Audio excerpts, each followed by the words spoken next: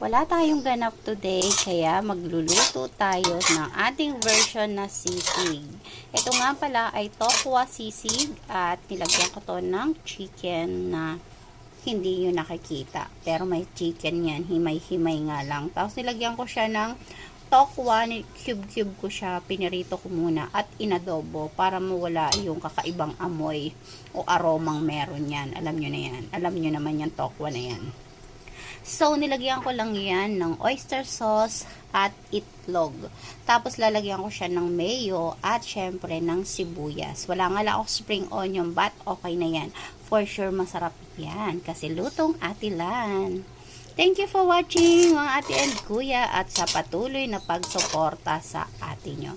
Bye and God bless. Ulam idea for today's video for your lunch. Kung gawa na rin kayo ng sisig. Tokwa, pwede yun. Tokwa sisig. Pwede nyo pong gawin yan at pwede nyo gayahin. Bye! Gawa tayo ng ating version na sisig. So, ito ay tokwa at chicken na may itlog. So, hindi nyo na nakita yung chicken pero meron yan. This is my own version of sisig. Bye!